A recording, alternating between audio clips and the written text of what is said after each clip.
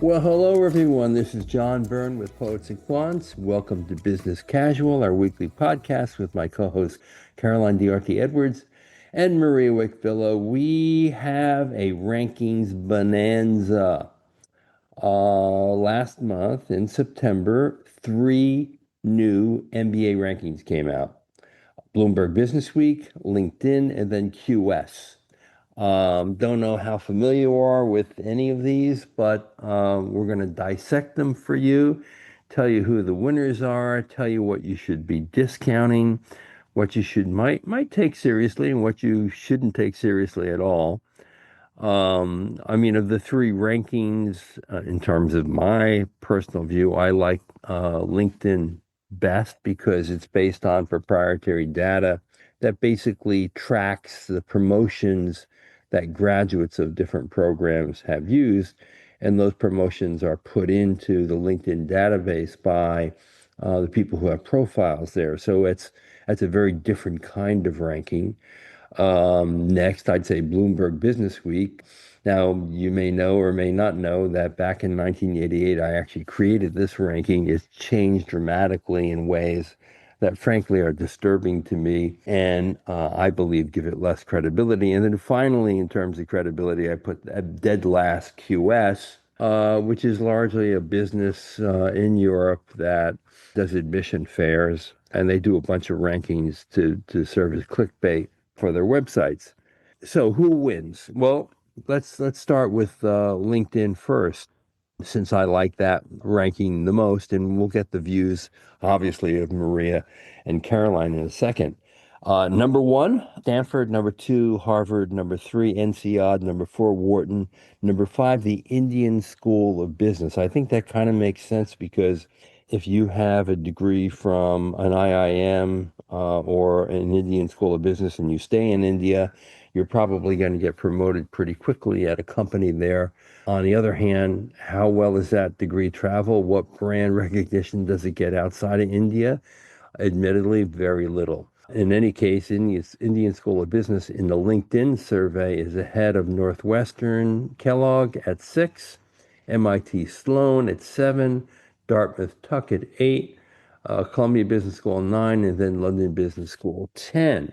Now, you go over to Bloomberg Business Week, and Stanford again wins. Wharton is 2, Berkeley is 3, Harvard Business School 4, Kellogg is 5, Dartmouth 6. There are trends here, folks, and some consensus. Chicago Booth 7, Cornell is 8, Columbia Business School 9, and UVA Darden is number 10. Then you go over to QS, and now it's just sort of a crazy thing because it is what it is. Number one is Wharton, incidentally, unseating Stanford, which had been number one in the QS survey a year earlier. Then number two is Harvard. Number three is MIT. Number four is Stanford. So people aren't going to complain too much about all that. Then number five is actually HSA Paris. 6, London Business School. 7, Cambridge Judge. 8, NCOD. 9, Northwestern Kellogg. And then Columbia comes in at number 10. Interestingly enough, IE Business School in Spain, in Madrid, is number 11. These are all rankings for MBA programs. Caroline, what's your top of the line analysis on this stuff? Well, there's clearly no perfect ranking. I think what is interesting with the rankings is to be able to sort of dig into the data and understand what underlies it, because it can be a very useful information source for candidates. And I think that is often more useful than the headline ranking itself. So unfortunately, with LinkedIn, you can't dig into the data. True. So they have based it on their own data, but they don't provide the data underlying it. And perhaps, I'm not sure why that is. Perhaps they want to protect their proprietary information. So, but I think it would be great in a future ranking if there could be a bit more transparency there. Having said that, they are a great source of hard data, right? And the schools can't manipulate that in ways that they may be able to influence the data sources for some of the other rankings. So it is perhaps the more credible amongst the rankings that we're looking at because that data is perhaps more objective than the data underlying Business Week or QS. So I think that's very interesting. I mean, of course, it's a little bit of a narrow focus because they're just looking at the data that they have on career progression. But nevertheless, that is, of course, a very important data point because students are going to business school to accelerate their careers, and they have a very interesting, almost global database of pretty extensive, I'm sure, percentage of alumni from these schools, with some really interesting data on career progression there. So I think that's the more interesting ranking here, and I like the fact that they put the US schools and the international schools in the same ranking rather than separating them out, because Yeah, me too. candidates are often looking at both, right? It's a lot of candidates are considering different options, and not just in the US or not just internationally. So I think that it's great to put those side by side. And I think it's very interesting how they have elevated ISB and given that more visibility. And I'm sure that it is the case that, as you say, if you have a degree from that school, and there's tremendous growth in India and great opportunities, then those graduates are extremely highly regarded and enjoying fantastic mobility. So I think it's great to shine a spotlight on their success. Yep, agreed. Maria, your top line analysis?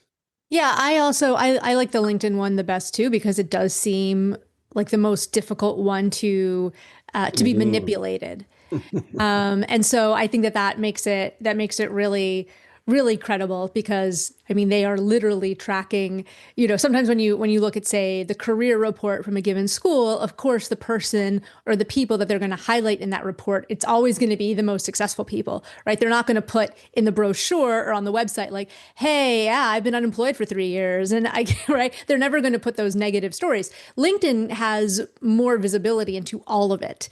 And so I think it's really fascinating. I would love to be a fly on the wall when they are crunching all of those numbers and to see exactly which patterns emerge, et cetera. So I think that has a lot of credibility. The one little grain of salt that I would give to candidates looking at it is just keep in mind that, of course, no one makes a ranking without some sort of an agenda, albeit a small one. So the two little elements of the LinkedIn one that are a little bit suspicious are, first of all, for the hiring and demand, which is one of the pillars.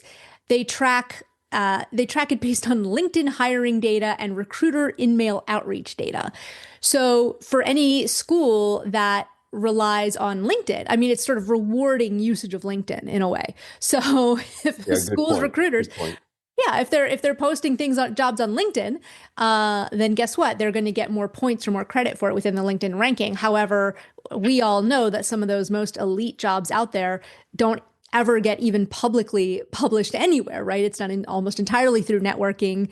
That elite private equity firm is probably, a friend of a friend of a friend of a friend of a fraternity brother of a, we were on the lacrosse team together. Like that sort of networking probably you're not going to necessarily see them posting on LinkedIn. So that's one little grain of salt. And then the second grain of salt is one of their pillars called the network strength, which tracks network depth or how connected alumni of the same program are to each other. And so obviously they're trying to reward usage of LinkedIn and giving schools, sort of a reason to tell their graduates, everyone, sign up on LinkedIn, connect with everyone else on LinkedIn, because that's the only one that has a really suspicious, I think all the top 5 programs under network strength were all Indian programs. And I have no doubt that there is probably super strong networking within the Indian programs. I'm not questioning it entirely, but I am saying like, well, if I were a business school and I were trying to optimize for this, I would make it like a graduation requirement that you don't get your diploma until you have linked into everyone else on LinkedIn. So to the extent that those two are a little bit, I mean, and I get it, I don't blame LinkedIn. that they're trying to encourage people to use LinkedIn, but just sort of take some of those elements with a grain of salt. However, I do like that. I think overall it is relatively objective, and I also think that the results make sense. I don't think that there's any sort of, I mean, we could always quibble with some of the, on the global level, is ISB really the fifth best business school in the world? Well, if you look at the LinkedIn, some of the LinkedIn criteria, it is. But overall, a lot of it, I think matches what is intuitively what many of us who work in this space feel. So I think it has credibility in terms of the results making sense. Yeah, I mean, there are a lot of schools under the Indian School of Business that most people would go to as opposed to the Indian School of Business, let's face it. And that's true. I mean, I think one of the things to keep in mind when you look at any ranking is that the results are really a reflection of a methodology that's been created by a journalist somewhere. And in most cases, these journalists have very little to no knowledge of the business education market. It doesn't mean they're doing a bad job. It just means that they're kind of not really well informed about what's important, what's not. And then you have the whole issue of what's weighted and how much is one thing weighted over another. And those decisions, essentially made in a newsroom, really determine how the results will play out. So you need to keep that in mind. You need to look under the hood of these rankings and see what's really going on. In general, I like them because they do collect a lot of data, and when you can parse a ranking for what's important to you, it can have far more value than what the overall result is on any given list. Interestingly enough, even though we kind of like the LinkedIn ranking better than the other two that we're talking about, our readers were far less impressed with LinkedIn, maybe because it's, the newest ranking of these three. The article that got the most views, about 42,000 views, is the Bloomberg Businessweek ranking, followed by QS, which got about 30,000, followed by LinkedIn, which got a little over 5,000 only. A big, big difference.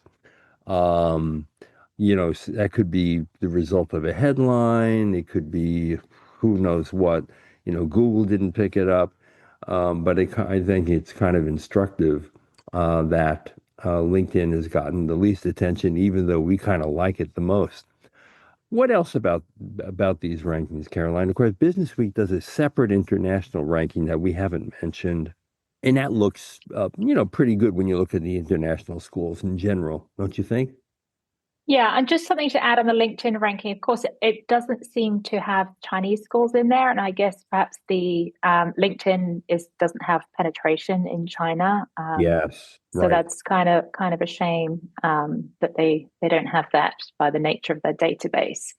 But with the international ranking, so we have Bocconi at the top of the European ranking, which is interesting, right? They come out top for compensation and top for networking. Now, the compensation data, it says that it's based on some hard data and then also on survey data.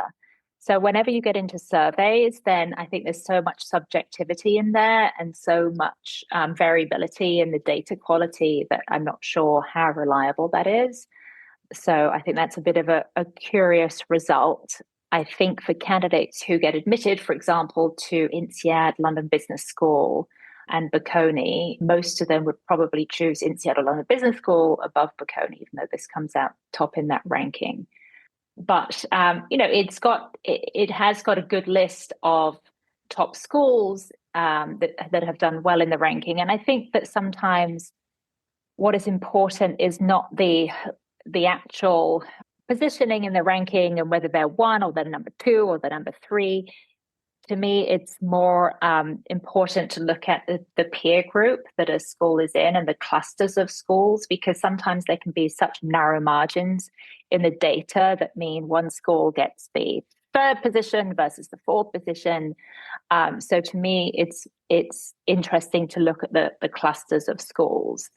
And they have a good list there in the top 5-6 schools, including IMD, Oxford, as well as INSEAD, London Business School, and ESA, and so on. So I think it's a pretty decent list, but I suspect that there's some variability in the data in those surveys that means that some schools have an advantage because of response rates or the enthusiasm of alumni who do not have an objective opinion, right? Because they've only experienced one school.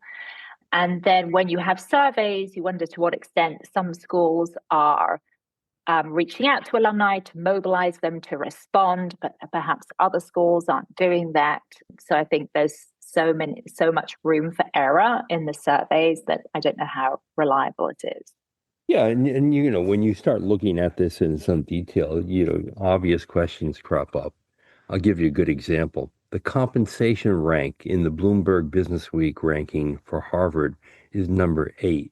So this ranking is telling you that the MBAs at Kellogg, at Dartmouth, at Chicago Booth, and at Cornell, and Columbia, and even UVA Darden make more money than the MBAs at Harvard Business School. I find that really hard to believe. Largely a function of job choice and geography. Harvard being a northeastern school where pay levels tend to be higher and where the graduates are more likely to end up in consulting or VC, PE, hedge fund jobs where the salaries are the highest. Should be way up there, but so why can that be? How can Harvard be number 8 behind 7 other business schools?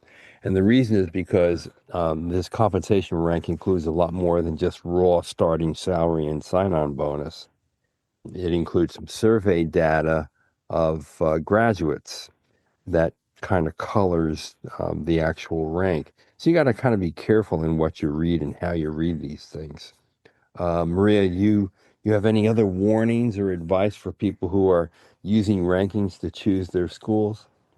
Yeah, I mean, I think Caroline really hit the nail on the head earlier. Like these can be a great place to start your search, to start to gather some sort of information and data, but really look at it with a skeptical eye because, it's very easy to, I think, especially for Business Week, because it is so dependent upon surveys and alumni surveys.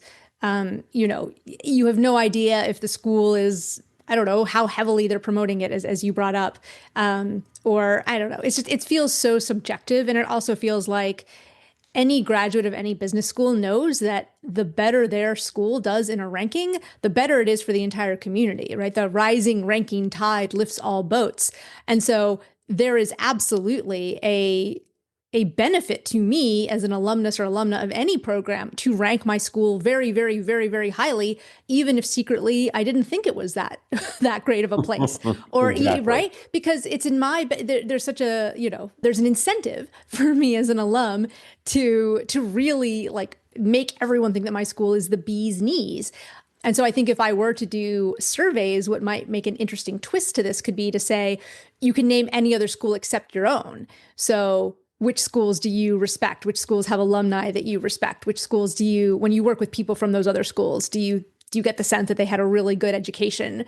I know that's pretty hard to quantify, but at least it'll have a little bit more, it won't be quite so biased. Yeah, the Financial Times used to actually ask that question. I don't think they included it in their ranking.